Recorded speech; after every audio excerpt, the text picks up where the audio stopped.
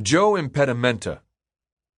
My classmates hung that nickname on me our first semester of high school when we were doing 2 periods of Latin a day. It was one of the first big words we learned. Impedimenta, the baggage that impedes one's progress. So I was Joe Impedimenta. Or Dash. A lot of people thought they called me Dash because of football. I was fast, and I scored my share of touchdowns. But the guys at an all-boys Catholic school usually didn't give you nicknames to make you feel better about yourself.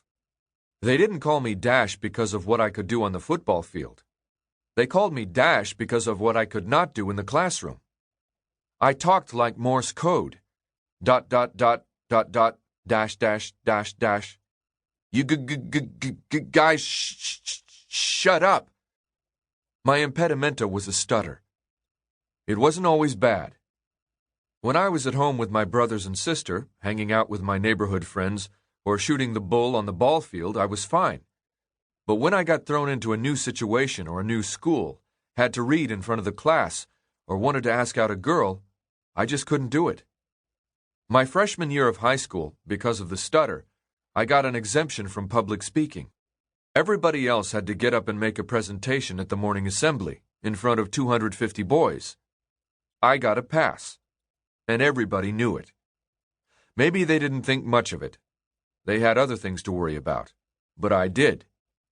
It was like having to stand in the corner with the dunce cap. Other kids looked at me like I was stupid. They laughed.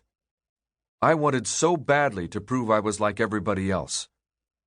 Even today I can remember the dread, the shame, the absolute rage as vividly as the day it was happening. There were times I thought it was the end of the world, my impedimenta. I worried that the stutter was going to be my epitaph. And there were days I wondered, how would I ever beat it? It's a funny thing to say, but even if I could, I wouldn't wish away the darkest days of the stutter. That impedimenta ended up being a godsend for me. Carrying it strengthened me and, I hoped, made me a better person. And the very things it taught me turned out to be invaluable lessons for my life as well as my chosen career. I started worrying about my stutter back in Scranton, Pennsylvania in grade school. When I was in kindergarten, my parents sent me to a speech pathologist at Marywood College, but it didn't help much, so I went only a few times. Truth was, I didn't let the stutter get in the way of things that really mattered to me. I was young for my grade, and always little for my age, but I made up for it by demonstrating I had guts. On a dare, I'd climb to the top of a burning culm dump, swing out over a construction site, race under a moving dump truck. If I could visualize myself doing it, I knew I could do it. It never crossed my mind that I couldn't. As much as I lacked confidence in my ability to communicate verbally, I always had confidence in my athletic ability. Sports was as natural to me as speaking was unnatural. And sports turned out to be my ticket to acceptance, and more. I wasn't easily intimidated in a game, so even when I stuttered, I was always the kid who said, "Give me the ball." "Who's going to take the last shot?" "Give me the ball." "We need a touchdown now." "Give me the ball." I'd be 8 years old, usually the smallest guy on the field, but I wanted the ball, and they gave it to me.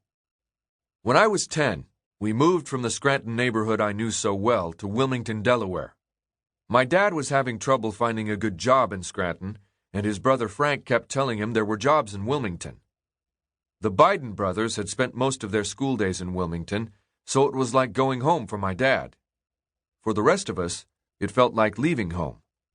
But my mom, who was born and raised in Scranton, determined to see it as my dad did. She refused to see it any other way. This was a wonderful opportunity. We'd have a fresh start. We'd make new friends. We were moving into a brand new neighborhood, to a brand new home. This wasn't a hand-me-down house. We'd be the first people to ever set foot in it. It was all good.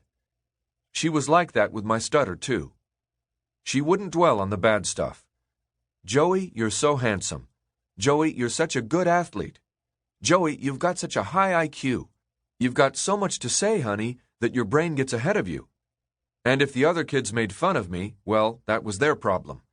They're just jealous. She knew how wounding kids could be. One thing she determined to do when we moved to Wilmington was hold me back a year. Besides being young and small, I'd missed a lot of school the last year in Scranton when I'd had my tonsils and adenoids removed. So when we got to Wilmington, my mom insisted I do third grade over, and none of the kids at Holy Rosary had to know I was being held back by my mom. That was just another of the ways Wilmington would be a fresh start. Actually, we were moving to the outskirts of Wilmington, to a working-class neighborhood called the Claymont area, just across the Pennsylvania state line. I still remember the drive into Delaware. It all felt like an adventure. My dad was at the wheel, and my mom was up front with him, with the three of us kids in back, me, my brother, Jimmy, and my 6-year-old sister, Valerie, who was also my best friend. We drove across the state line on the Philadelphia Turnpike, past the Worth Steel Mill, the General Chemical Company, and the oil refineries all spewing smoke. We drove past Worthland and overlooked Colony, tightly packed with the row houses that the mills had built for their workers not long after the turn of the century. Worthland was full of Italians and Poles. Overlook Colony was black. It was just a mile or so down the road to Brookview Apartments and our brand new garden unit. A ride off the Philadelphia Pike, and we were home.